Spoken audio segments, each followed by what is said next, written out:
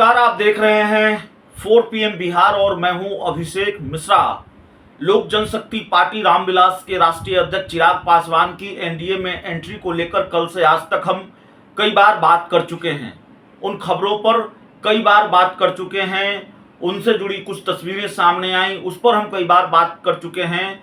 लेकिन सवाल ये है कि क्या वाकई चिराग पासवान मौसम वैज्ञानिक की भूमिका में हैं और हवाओं का रुख पहचान कर चिराग पासवान क्या पलटी मार गए हैं। चिराग पासवान नीतीश कुमार पर आरोप लगाते रहे हैं कि सत्ता के लिए, राजनीतिक फायदे के लिए वो इधर से उधर होते रहे हैं। बिहार के मुख्यमंत्री नीतीश कुमार पर ऐसा आरोप वो लगाते रहे हैं। लेकिन राजनीतिक फायदे के लिए राजनीति में कौन इधर से उधर नहीं होता है, इसकी वानगी पिछले कुछ घंटों में देखने को मिली है। ओम प्रकाश राजभर अमित शाह से मिलते हैं, ऐलान हो जाता है कि वो एनडीए में शामिल हो गए हैं। ओम प्रकाश राजभर का एक बयान बहुत चर्चा में कि अगर भगवान भी आकर कहें तो बीजेपी में नहीं जाऊंगा। हालांकि बीजेपी के साथ गए हैं, बीजेपी में नहीं गए हैं, लेकिन उनके बयान का लब्बो-लुआब तो यही होना चाहिए, यही होगा कि बीजेपी से दोस्ती नहीं करेंगे। दोस्ती तो बीजेपी से उन्होंने कर ली। उपेंद्र कुशवाहा ने भी कहा था कि संभव नहीं है अब भारतीय जनता पार्टी से कभी कोई दोस्ती। जिस तरह की नीति सिद्धांत है भारतीय जनता पार्टी का, वो भी आज एनडीए की बैठक में शामिल हुए हैं, वो भी एनडीए में जा रहे हैं। चिराग पासवान ने कहा था जिस खेमे का हिस्सा, जिस गठबंधन का हिस्सा उनके चाचा रहेंगे, उस गठबंधन का हिस्सा मैं नहीं रहूंगा। ये बात चिराग पासवान ने मुझसे भी कही थी और एक तस्वीर भी आपकी स्क्रीन पर है, मीडिया रिपोर्ट्स में भी ये जानकारी है।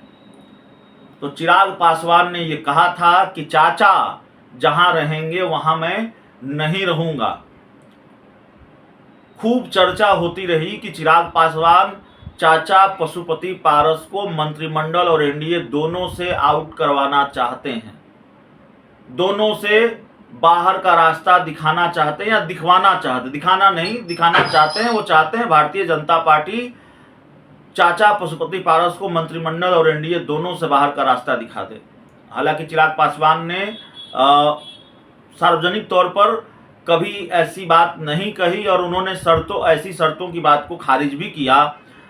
तो चिराग पासवान ने शर्तें रखी नहीं रखी, लेकिन पलटी तो चिराग पासवान मार गए।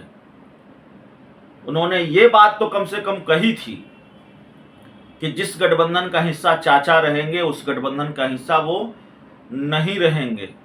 लेकिन फिर राजनीति में ऐसी बातें होती हैं कहाँ? राजनीति में ऐसे बयानों का मतलब कहाँ होता है? जब ओम प्रकाश राजभर ने कहा कि भगवान भी आकर कहे तो हम बीजेपी के साथ नहीं जाएंगे या बीजेपी में नहीं जाएंगे, उपेंद्र कुशवाहा ने कहा, तो चिराग पासवान ने कहा और कहकर पलटी मार गए, तो क्या दिक्कत है? और चिराग पासवान के पास कोई मुफीद विकल्प भी नहीं था। चिराग पासवान की अपनी राजनीतिक मुश्किलें थी, अपनी राजनीतिक मजबूरियां थी।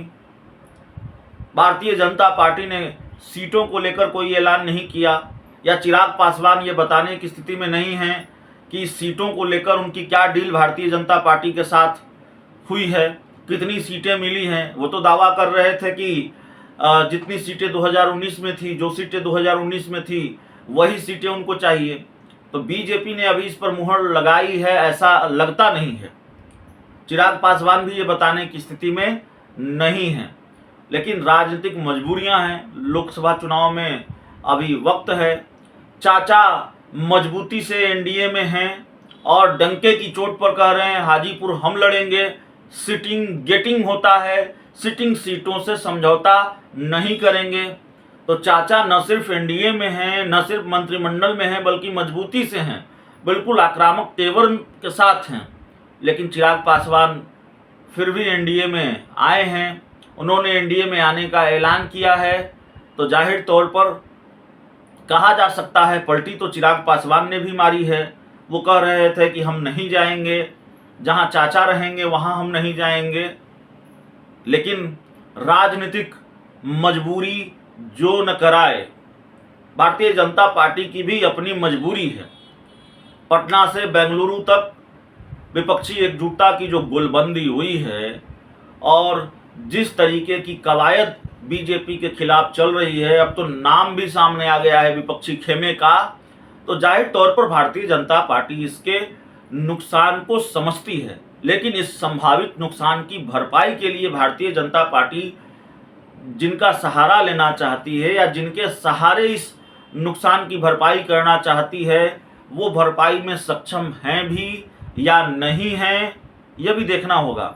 भारतीय जनता पार्टी चिराग पासवान का इस्तेमाल मोकामा के उपचुनाव में कर चुकी है। भारतीय जनता पार्टी चिराग पासवान का इस्तेमाल कुढ़नी और गोपालगंज के उपचुनाव में कर चुकी है। तो भारतीय जनता पार्टी को कितना फायदा मिला चिराग पासवान के प्रचार से आप भी जानते हैं, और चिराग पासवान का किस तरह का परफॉर्मेंस रहा हाल के दिनों में। उन्होंने कुछ चुनाव लड़े और कुछ चुनाव लड़ने की हिम्मत वो नहीं जुटा पाए। यहाँ तक कि जिस हाजीपुर लोकसभा सीट से वो दावा कर रहे हैं कि वहाँ से वो चुनाव लड़ेंगे लोकसभा का, वहाँ से विधान परिषद के उम्मीदवार उन्होंने नहीं उतारे थे। विधान परिषद के चुनाव में वहाँ से उनको उम्मीदवार मिला या नहीं उतार पाने की हिम्मत नहीं जुटा पाए। चाचा का खेमा कहता है उम्मीदवार ही नहीं मिला चिराग पासवान को, तो हाजीपुर से भी उन्होंने उम्मीदवार नहीं उतारा। तारापुर और कुशेश्वर स्थान का उपचुनाव वो अकेले लड़कर देख चुके हैं। क्या हश्र हुआ सब जानते हैं, बताने की जरूरत नहीं है। तो चिराग पासवान राजनीतिक मुश्किलों से घिरे हुए थे। एकला चलने में नुकसान था, कोई फायदे का सौदा नहीं था एकला चलना, इसलिए भारतीय जनता पार्टी के साथ गठबंधन हो गया। भारतीय जनता पार्टी को भी चिराग पासवान की जरूरत थी। गठबंधन में कोई बुराई नहीं है, गठबंधन में कोई गलत नहीं है, और राजनीति की ये रवायत है। लोकसभा चुनाव हो, विधानसभा चुनाव हो, जब चुनाव होता है तो फिर इस तरह के गठबंधन, इस तरह की दोस्ती होती है। लेकिन दूसरों पर पलटी मारने का आरोप और खुद पलट जाना, यह भी एक बात है। नीतीश कुमार पर इधर उधर होने का आरोप चिराग पासवान लगाते रहे हैं, लेकिन पलटी तो आज उन्होंने खुद ही मार ली है। कैसे पलटी मार ली है ये हमने आपको बताया है। तो खैर, ये राजनीति की रवायत है, ये कोई गुनाह नहीं है। अब राजनीति में चिराग पासवान हवाओं का रुख पहचान गए हैं और इसीलिए आज उन्होंने मौका देखकर पलटी मार ली है। बहुत बहुत धन्यवाद।